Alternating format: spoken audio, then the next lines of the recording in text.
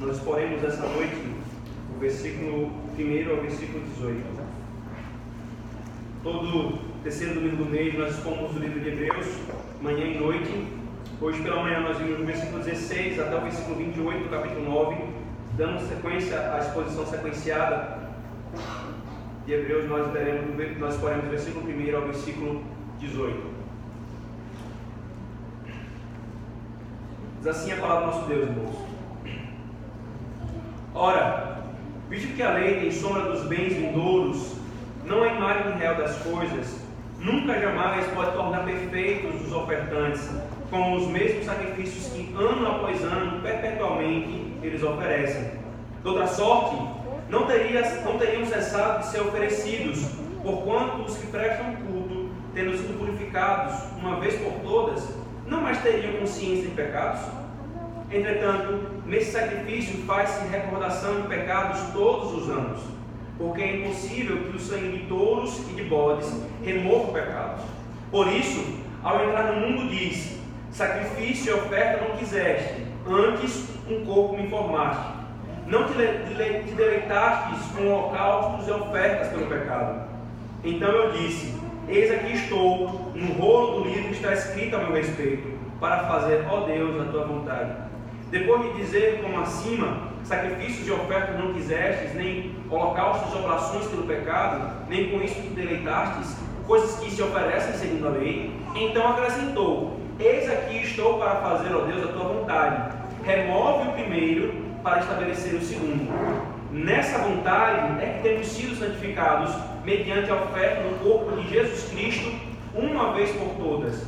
Ora, todo sacerdote se apresenta dia após dia a exercer o serviço sagrado e a oferecer muitas vezes os mesmos sacrifícios que nunca, jamais podem remover pecados. Jesus, porém, tendo oferecido para sempre um único sacrifício pelos pecados, assentou-se à destra de Deus, aguardando daí em diante até que os seus inimigos sejam postos por estrada dos seus pés. Porque com uma única oferta aperfeiçoou para sempre quantos estão sendo santificados. E disto nos dá testemunho também o Espírito Santo, porquanto, após ter dito: esta aliança que firmarei com eles depois daqueles dias, diz o Senhor, porei no seu coração as minhas leis e sobre a sua mente as escreverei. Acrescenta: também de nenhum modo me lembrarei dos seus pecados e das suas iniquidades para sempre. Ora, onde a remissão destes, já não há oferta pelo pecado. Amém. Vamos orar mais uma vez, irmãos, pedindo a bênção do nosso Senhor. Deus bendito, nós cantamos ao Senhor, nós lemos a Tua Palavra e agora, Senhor, nós paramos, nos assentamos aos Teus pés para ouvirmos a explicação da Tua lei, a explicação, Senhor, das letras da nova aliança do Pacto da Graça. Seja propício a nós, Senhor. Como Pedro, nós podemos dizer: para onde iremos se só Tu tens as palavras de vida eterna? De fato, Senhor, como os homens que desprezam o Senhor, nós poderíamos estar desprezando esse santo dia do Senhor e estarmos em qualquer outros afazeres, mas o Senhor nos convocou como Teu povo para ouvirmos as Tuas doces palavras, as Tuas palavras de amor, as Tuas palavras de repreensão. Por isso, Senhor, fala conosco, o Teu povo, a Tua igreja. Nós oramos assim em nome de Jesus. Amém.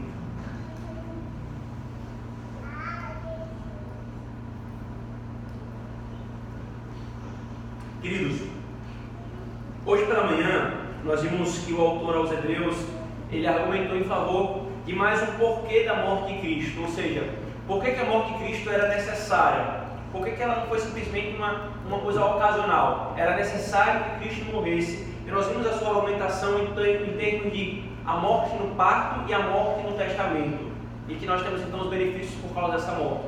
E ele ainda nos argumentou o porquê que isso mostra novamente a suficiência e superioridade do sacrifício de Cristo em relação ao sacrifício da antiga aliança ou qualquer outra coisa. Agora, no capítulo 10, versículo 1 a 18, o autor faz um grande resumo de tudo que ele vem falando desde o capítulo 6, introduz um novo argumento, porque na próxima seção do livro ele vai trazer as penúltimas exortações para aquele povo, para aqueles judeus cristãos que estavam abandonando a fé cristã e voltando para o judaísmo. Então, esse, irmãos, é o último momento do texto de Hebreus, antes da penúltima exortação, antes do penúltimo encorajamento. Depois ele tem mais uma sessão de explicação e os últimos encorajamentos. O livro todo ele é dividido assim: argumentação e encorajamento por causa da argumentação. A argumentação da superioridade de Cristo e encorajamento para continuarem firmes na fé em Cristo. E aqui ele está encerrando a segunda sessão do livro, que ele faz isso. Ele então resume os argumentos que ele usou e apresenta mais um, para mostrar a superioridade do sacrifício de Cristo. Por isso, irmãos, nós vamos hoje, nessa ocasião da noite, revisarmos esses argumentos que nós temos caminhado desde o início do ano e expandirmos para um outro ponto que o autor fala. Um judeu cristão, irmãos, um judeu que é vice-convertido à fé cristã, ele poderia ser tentado a abandonar a fé cristã, que era o que estava acontecendo, e poderia fazer a seguinte pergunta na sua consciência: mas se os sacrifícios eram tão insuficientes assim, imperfeitos, aos hebreus, como você tem falado, por que Deus ordenou? Se os sacrifícios eram tão imperfeitos e insuficientes, por que Deus ordenou que eles deveriam ser feitos na antiga aliança? E ainda, com que base ele passou a aceitar o sacrifício de Cristo e não mais o sacrifício de bodes e cordeiros? Como é que é isso? Irmãos, entendamos que aqui o autor está argumentando com um grupo de judeus. Um judeu que cresce fiel à lei do Senhor, à lei cerimonial, ele não conseguiria conceber a possibilidade de não mais fazer sacrifícios, de não mais praticar a lei cerimonial. Ele está querendo mostrar exatamente que foi assim que Deus estabeleceu. É assim que tem que ser. Então ele vai argumentar, resumindo tudo que ele falou e apresentando mais um argumento do porquê que Cristo, então, foi aceito como sacrifício e Deus não mais aceita o sacrifício de bodes e de cordeiro. A escritura, então, irmãos, veja por favor comigo. No versículo 1 ele mostra que a lei cerimonial era a sombra imperfeita, por isso mostra o aspecto temporal e insuficiente dela. Depois do versículo 13 a 4 e o versículo 11, ele nos mostra que os sacrifícios não purificavam, pois tanto não traziam paz na consciência, quando eles tinham que ser repetidos, e mais uma vez mostra o aspecto temporal e insuficiente deles. Ainda, do versículo 5 ao 10, ele então nos apresenta a explicação do porquê Deus estabeleceu Cristo como um sacrifício eterno e suficiente. E por último, do versículo 11 a 18, esse sacrifício é único, final, perfeito, suficiente e da natureza da nova aliança do Pacto da Graça. Então, eu vou repetir novamente a pergunta que o judeu poderia fazer para nós não perdermos isso de vista. Por que, se os sacrifícios eram tão insuficientes assim e imperfeitos, por que Deus ordenou ele no Antigo Testamento? E ainda, com base no que ele passou a aceitar o sacrifício de Cristo e a rejeitar o sacrifício de bodes e cordeiros? Vamos então ver, irmãos, primeiramente o versículo 1, os sacrifícios eram tipos, deliberadamente tipos na antiga aliança. Veja por favor novamente o versículo 1. Ora, visto que a lei tem sombra dos bens vindouros, não a imagem real das coisas, nunca jamais pode tornar perfeitos os ofertantes com os mesmos sacrifícios que ano após ano perpetuamente eles oferecem. Veja, irmãos, o argumento que o autor dos Hebreus está usando aqui nesse primeiro versículo, que é o primeiro argumento dele, já foi falado no capítulo 8. Percebe? É por isso que ele está retomando e resumindo alguns argumentos para acrescentar um outro e então finalizar com a exortação.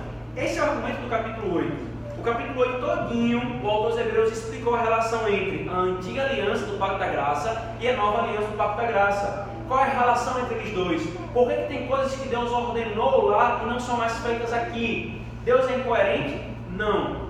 O argumento do autor aos Hebreus, no capítulo 8, era: a antiga aliança do Pacto da Graça foi feita propositadamente dessa forma, temporal, passageira, momentânea, como uma bengala para alguém que precisa de um auxílio, como uma gestação que não foi feita para ser suficiente em si mesma, mas espera-se que o bebê nasça, como vigas de uma construção que são colocadas momentaneamente até que a construção termine. Era isso que a antiga aliança do Pacto da Graça era. E nessa relação, nós vimos alguns conceitos que emanam dessa teologia do pacto de revelação progressiva e orgânica. Por causa disso, nós não somos como tantos outros evangélicos hoje em dia que negam o Antigo Testamento. Nós temos uma relação de continuidade e descontinuidade, uma relação orgânica O Antigo e o Novo Testamento são organicamente palavra de Deus, não estão separados um do outro. Se o Novo Testamento fosse uma roupa, o tecido era o Antigo Testamento. Se a Bíblia fosse uma árvore, a raiz é o Antigo Testamento e a copa é o Novo Testamento. Um está ligado com o outro. Entretanto, o autor aos Hebreus, nessa estrutura, nos apresenta exatamente esse caráter de tipologia. Muito do que Deus fez e falou e ordenou no Antigo Testamento tinha um caráter de tipo, ou seja, sombra, essa expressão que ele usa aqui. Ora, visto que a lei tem sombra dos bens vindouros, não a imagem real das coisas. E aqui é uma imagem clara, irmãos. O real é uma coisa, a sombra que esse real projeta é outra. A sombra, ela alude ao real, ela tem ligação com o real, mas não é o real. Quando a minha primeira namorada, que durou só 3 meses, só durou 3 meses, os meus amigos na igreja tiravam onda comigo, porque eles nunca tinham visto ela, né? Quer dizer, que eu namorava com Lombardi, né? E ninguém nunca viu, é uma sombra. Então, é como eu querer namorar com uma sombra. O autor de Hebreus está dizendo, não foi feito para ser permanente, foi feito exatamente com esse caráter de sombra, para apontar para o real, Por isso, irmãos, os sacrifícios por natureza, diz o autor, eram sombras dos benefícios, não a realidade. Eram tipos do antítipo da realidade. Eram como uma bússola que apontava para o norte. Era para que os crentes na igreja do Antigo Testamento pudessem ver para o sacrifício e crer no Cordeiro de Deus que o Senhor havia providenciado. É para que eles pudessem olhar para o lavar purificador das águas que eles utilizavam nas cerimônias e lembrar do lavar renovador e purificador do Espírito Santo. Eram meios de pregação do Evangelho feitos para serem sombras temporários. Por isso o autor aos Hebreus diz, assim os sacrifícios nunca foram feitos para serem perpétuos, mas apontavam para o que é perpétuo, para o que seria operado de maneira eterna, o sacrifício de Cristo. Então o autor aos Hebreus lembra novamente o que ele falou no capítulo 8 e acalma a consciência do judeu cristão, dizendo, não se angustie, perceba o caráter disso, como eu falei no capítulo 8, foi feito para ser temporário. E aqui, irmãos, você vê muito o caráter pastoral dos Hebreus. Ele vai e volta, repete a mesma coisa como um pastor que tem que ser paciente e voltar às mesmas questões doutrinárias para que o povo de Deus possa entender e caminhar com tranquilidade.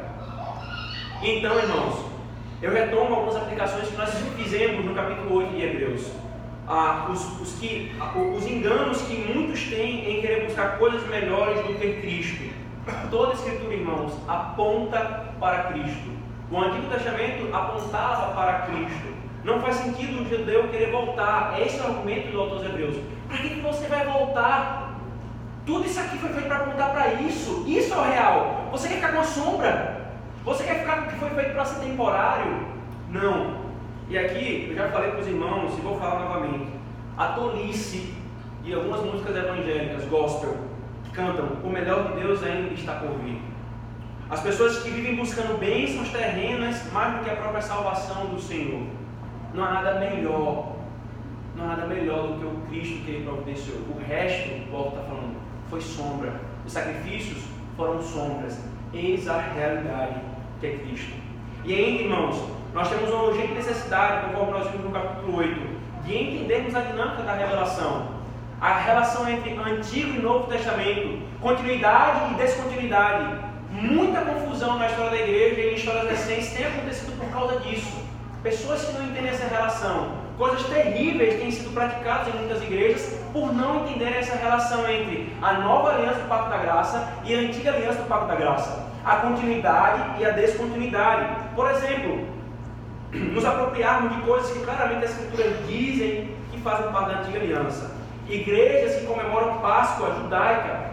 A Páscoa, irmãos, é uma festa judaica que foi abolida. A Páscoa da nova aliança do Pacto da Graça é a ceia do Senhor. Isso é um espírito judaizante. Ainda, muitas igrejas que querem comemorar festas judaicas, festa da colheita, como se isso fosse uma ordenança cristã na nova aliança do Pacto da Graça. O povo está falando, não voltem para isso, não voltem. Isso foi feito para ser temporal, para apontar para aquele que é perfeito e maior. Para que vocês querem voltar? Continuarem fazendo coisas que a Escritura não ordena mais. Ou ainda, igrejas apóstatas como a Universal que constrói templos de Salomão. Ou então atribui ao prédio que a igreja se reúne uma santidade intrínseca a ele. Não, ali é o templo, ali é a casa do Senhor, ali é o lugar santo. Irmãos, isso é um conceito velho-testamentário. Igreja reformada não atribui santidade intrínseca a um prédio. A igreja do Senhor não é um prédio. A igreja do Senhor é o seu povo. Mas você percebe esse espírito judaizante em muitas igrejas evangélicas que não entendem que o que foi feito na antiga aliança, o Pacto da Graça, foi feito com caráter de sombra temporário e querem voltar a tudo isso. Ou ainda, ministros que querem usar candelabros nos cultos, roupas sacerdotais, instrumentos judaicos de shofar, algumas cantoras gostam por aí, ênfase em uma nação, em Israel como uma nação, e não como o povo de Deus no Antigo Testamento. Dietas judaicas com proibição de comida que a Escritura no Novo Testamento não proíbe, colocando um caráter de pecado se você comer aquele alimento em tal dia ou tal tipo de alimento. Ou ainda, como os adventistas, guardar o 7º dia da semana ao invés do primeiro, que é o ordenado na Nova Aliança do Pacto da Graça. Ou cultos em que os cânticos são consagrados exclusivamente a um grupo de pessoas, como era no serviço do templo. Os levitas apenas cantavam enquanto a igreja ofertava. Irmãos, o perigo está logo ali. O perigo de querer voltar ao que era imperfeito. Quando o Senhor diz, isso era sombra, isso passou. O que é superior é Cristo. E nós temos visto vez após vez, irmãos, que é exatamente essa glória da nova aliança do Pacto da Graça que o autor nos mostrou. É a simplicidade. O que é que a igreja faz quando se reúne? Ouve a palavra, canta a palavra, ora, prega, sacramento. Acabou. É a simplicidade do exercício para que a glória de Cristo seja aumentada. Quanto mais longe Cristo estava de vir, maior a glória das coisas externas. Quanto mais próximo Cristo vinha, o Senhor fez questão de fazer cada vez mais essas coisas de Israel irem se esvaziando. Eles foram para o exílio babilônico, perderam o templo, perderam toda a estrutura de sacrifícios, foi minguando, até que o sol do Senhor, que é Cristo, brilhou e ficou claro. Nós não precisamos voltar para essas coisas, porque Ele providenciou aquele para o qual Ele apontava tudo isso, Cristo. Querer voltar, o autor Hebreus diz, é querer voltar para uma sombra e não para o real. Ainda, irmãos, o segundo argumento do autor é a ineficiência dos sacrifícios. Veja, por favor, versículo 3 e 4. 2, 3 e 4. E o 11 também. De outra sorte, não teriam cessado de ser oferecidos, porquanto os que prestam culto, tendo sido purificados uma vez por todas, não mais teriam consciência de pecado? Entretanto, nesses sacrifícios faz-se recordação de pecados todos os anos, porque é impossível que o sangue de touros e de bodes remova pecados. Versículo 11. Ora, todo sacerdote se apresenta dia após dia a exercer o serviço sagrado e a oferecer muitas vezes os mesmos sacrifícios, que nunca, jamais podem remover pecados.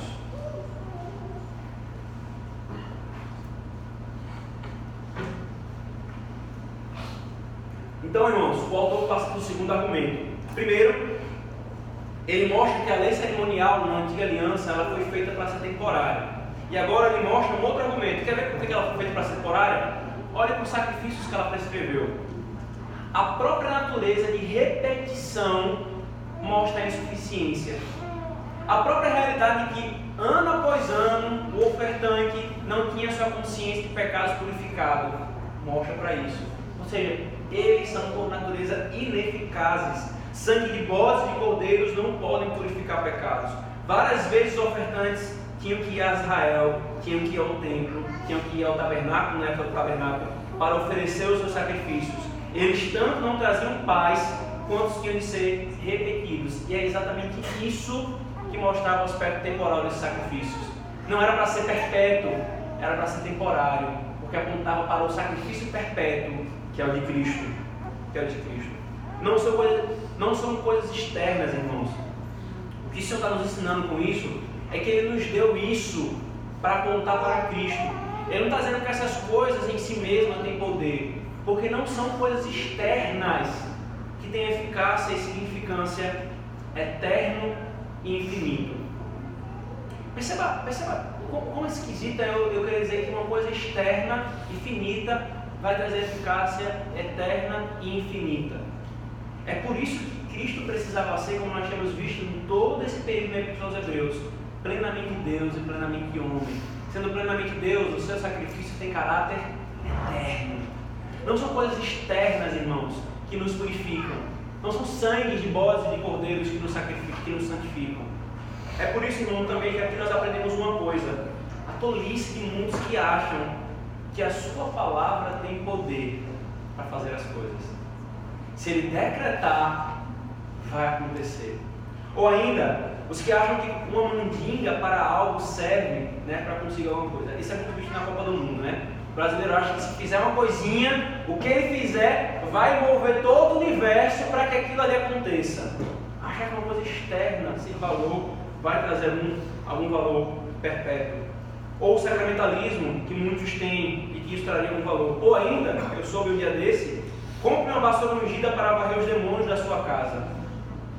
Como se algo externo fosse trazer algum valor eterno e espiritual. Ou ainda, escreva o nome do seu pecado em um papel e queime, para você ter seus pecados perdoados e purificados. Isso não é outra coisa, irmão, senão tolice. Tolice. Ainda mais porque são coisas que Deus nem ordenou. Sacrifícios que um papel revelacional. Eles apontavam para algo maior. Isso que é mera superstição de homens. O autor de Hebreus está falando: fiquem tranquilos. O que Deus estabeleceu foi para ser temporário, porque isso não resolvia o problema de vocês. Ele providenciaria um verdadeiro sacrifício que teria real valor para perdoar os nossos pecados e nos purificar. Mas ele pode falar: mas pastor, o que importa é fé, não é não? Não. A Escritura nunca falou que o que importa é fé na fé. A Escritura fala que o que importa é fé no Cristo certo. Fé na palavra de Cristo. Não fé na fé. Não simplesmente ter fé, um salto no escuro, não. É fé na palavra de Cristo. Fé no Cristo revelado. É isso que salva. É isso que tem poder. E não coisas inventadas pelos homens.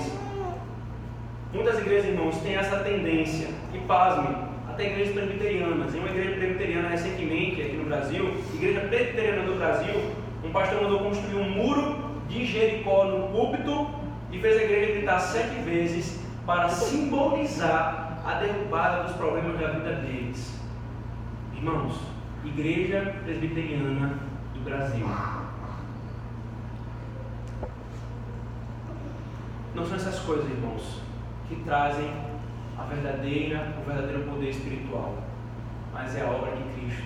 E o autor de Deus vai continuar argumentando que Deus, no contexto dele, cristãos, não voltem, você já tem o melhor, que é Cristo.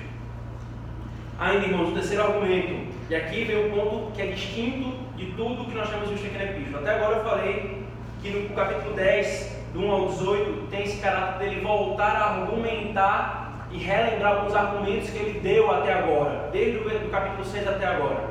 Aqui ele traz um ponto novo do capítulo, um novo argumento que ele não havia falado ainda. Por que então, autor? Se no Antigo Testamento, ok, eu entendi, eles são insuficientes os sacrifícios, mas como foi que se deu essa mudança? Por que Deus passou a aceitar o sacrifício de Cristo e não mais aceitar o sacrifício de bodes e cordeiros? E aqui o autor vai destacar o porquê disso. Veja, por favor, o versículo 5 ao versículo 10.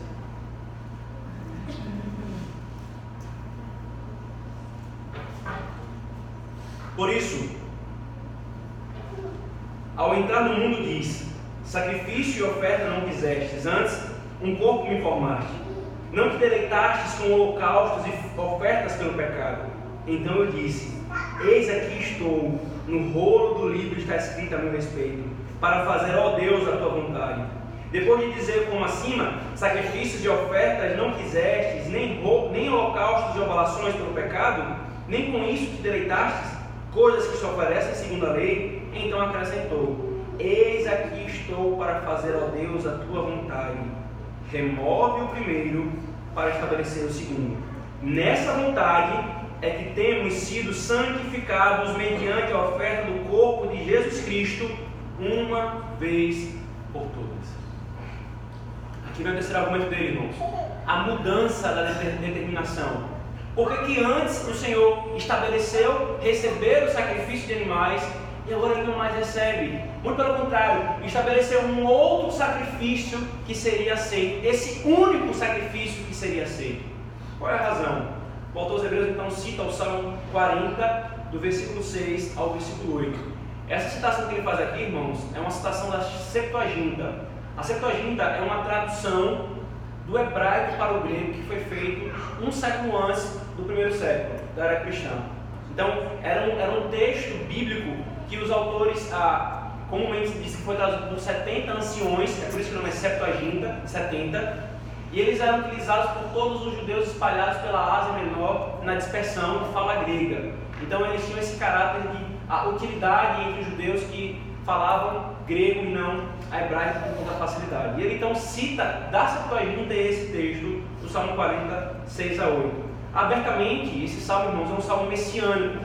Então ele põe o Messias falando ao Senhor nesse salmo. E abertamente ele aplica esse salmo a Cristo, quando ele fala assim no versículo 5, por favor. Por isso, ao entrar no mundo, diz. Isso aqui, irmãos, é uma referência exatamente à encarnação de Cristo, do Messias. Ao entrar no mundo, ele diz. O que é que ele diz? Sacrifícios de oferta não quiseste, antes um corpo me deste. E aqui, irmãos, ele coloca duas coisas: não quiseste a oferta de sacrifícios, mas me deste um corpo, a encarnação. E com essa realidade, aí vem o segundo ponto desse texto, o Messias se apresenta para fazer a vontade de Deus. E aí o autor usa um método hermenêutico judaico para mostrar: quando o Senhor estabelece esse segundo, e explicitamente o Messias está dizendo que o Senhor não se agrada nesses sacrifícios, antes lhe deu um corpo para fazer a sua vontade, ele remove a determinação da primeira ordenança e estabelece uma segunda ordenança com valor, com caráter eterno. Deus ordenou sim, mas aqui o Messias diz: o Senhor não quis receber isso. Por quê? Porque ele agora me deu um corpo para fazer a vontade dele. E o autor conclui: é nessa vontade que nós somos santificados. É nessa mudança de determinação. Desde a antiga aliança, o Senhor já havia anunciado que faria essa mudança de determinação. Eu não aceito sacrifícios, eu aceito um único sacrifício, o sacrifício do Messias, a quem eu dei um corpo para fazer isso. Essa verdade, irmãos, ela é repetida em toda a antiga aliança. Abra, por favor, 1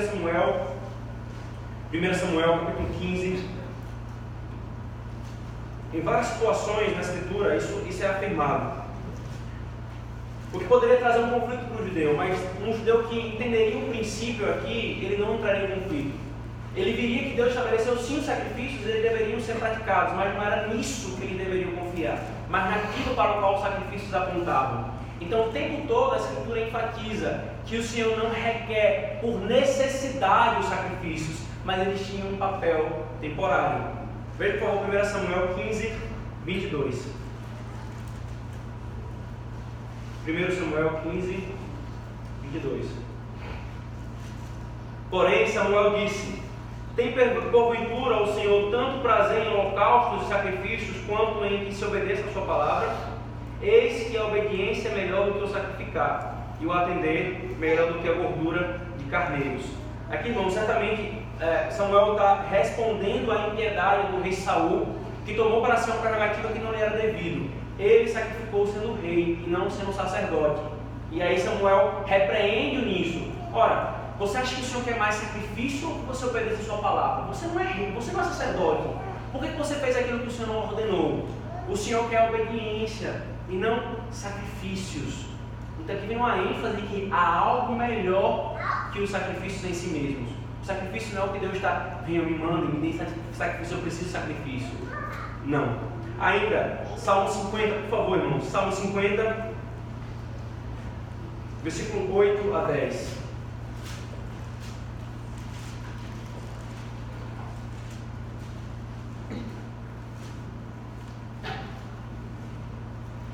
Salmo 50, versículo 8 a 10.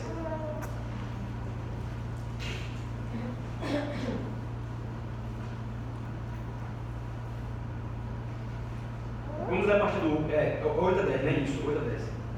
Não te repreendo pelos teus sacrifícios, nem pelos teus holocaustos continuamente perante mim. De tua casa não aceitarei novilhos nem bodes dos teus apriscos, pois são meus todos os animais dos bosques e as alimárias aos milhares sobre os montes. Conheço todas as aves dos montes e são meus todos os animais que pululam no campo. Se eu tivesse fome, não te diria, pois o mundo é meu e quanto nele se contém.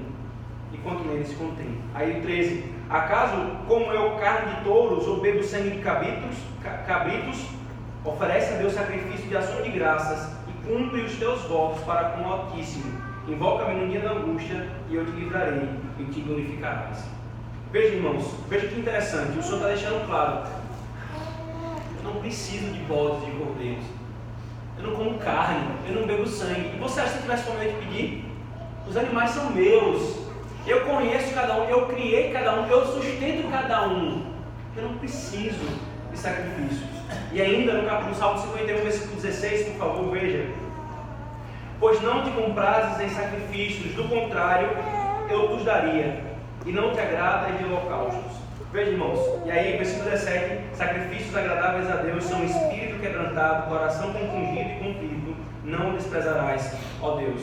Isso mostra, irmãos, que há algo mais importante que holocaustos, e que o caráter temporário deles, Deus os fez para serem temporários.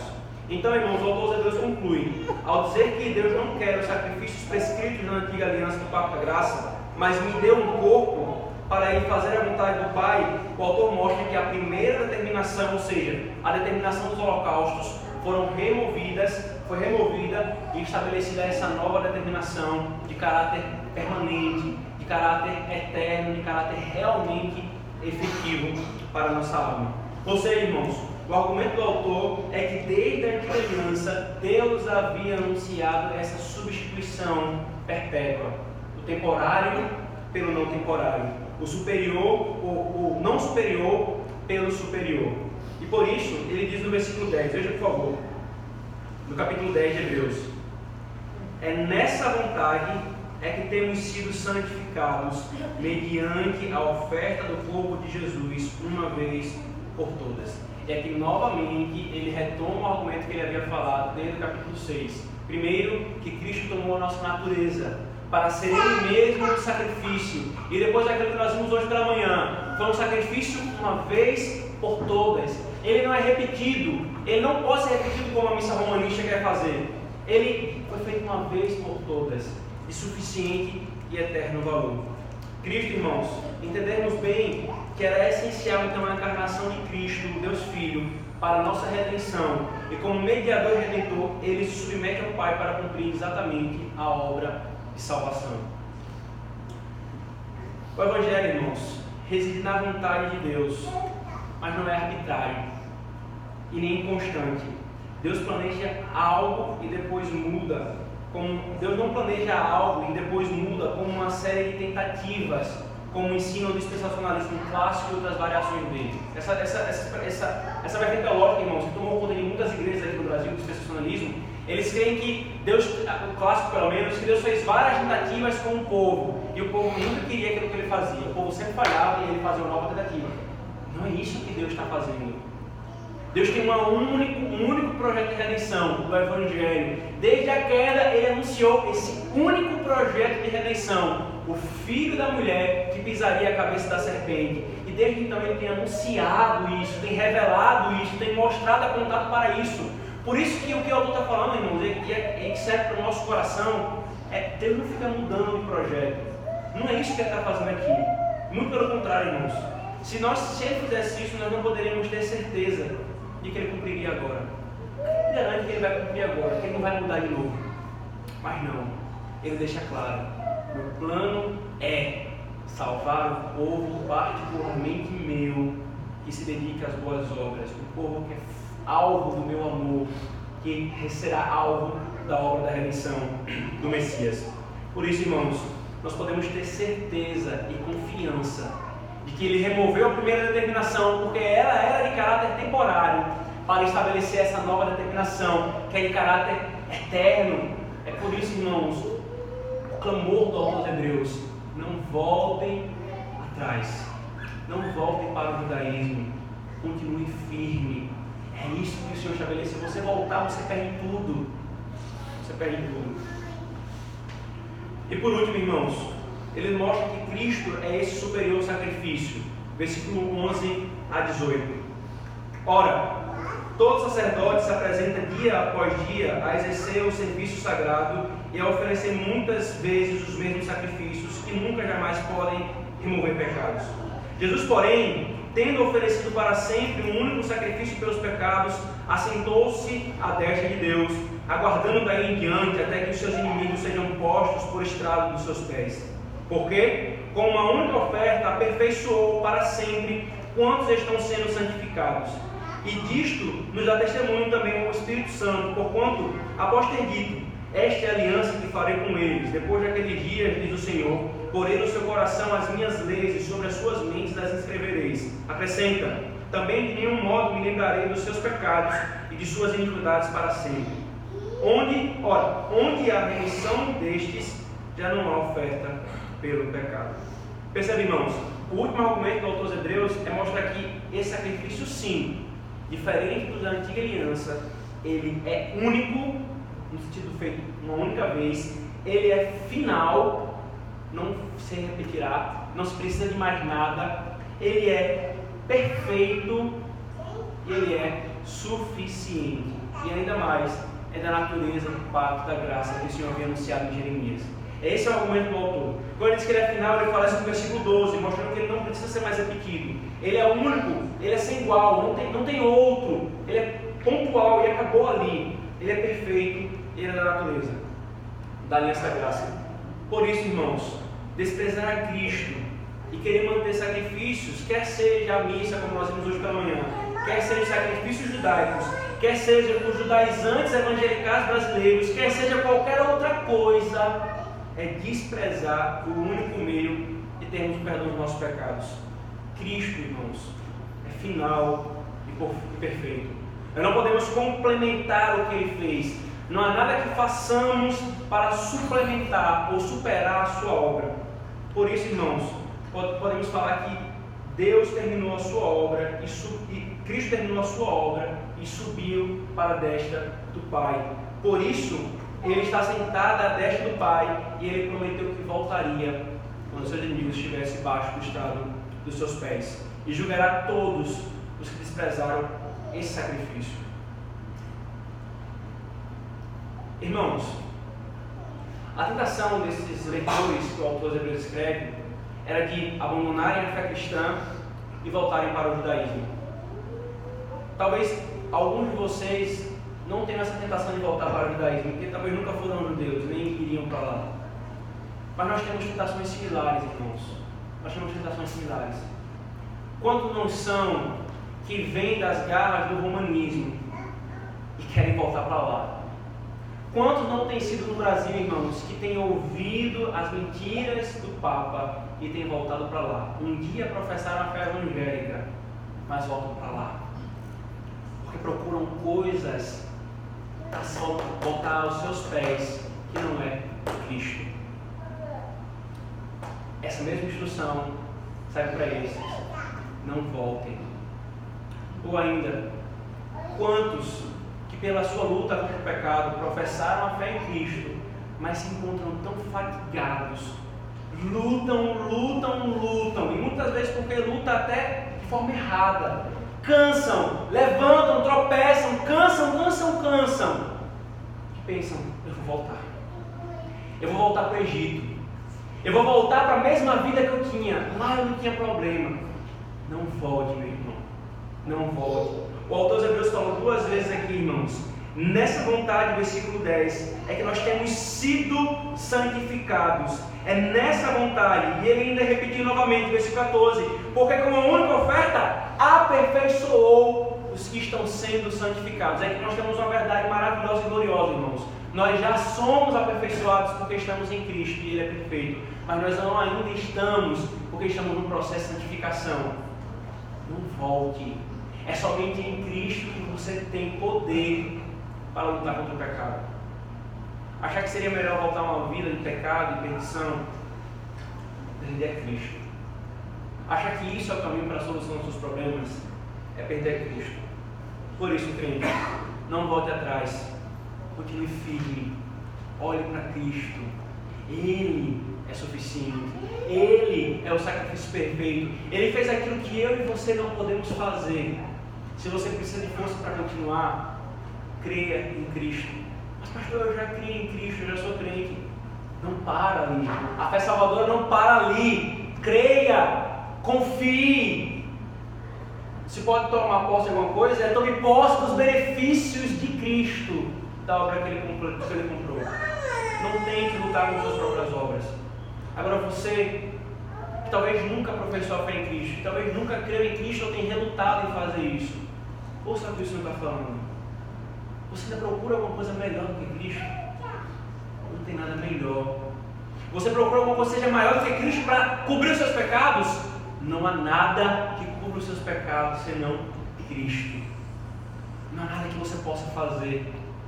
Ainda que você passe toda a eternidade no inferno pagando pelos seus pecados, nunca se esgotaria o pagamento dessa dívida. É por isso que Deus providenciou esse Cordeiro bendito, que é suficiente, cujo sacrifício tem valor eterno e perpétuo. Por isso, se você ainda não creu em Cristo, creia, confie nele. Somente nele você tem redenção. Somente nele você vai saber o que é realmente andar para frente, se nós poderíamos dizer assim. Irmãos, esse é o Cristo que o autor de Hebreus tem nos apresentado. Esse é o nosso supremo Redentor. Coloquemos a nossa fé nele e sigamos firmes na luta contra o pecado, na santificação, a caminho da nova Jerusalém. Oremos, irmãos.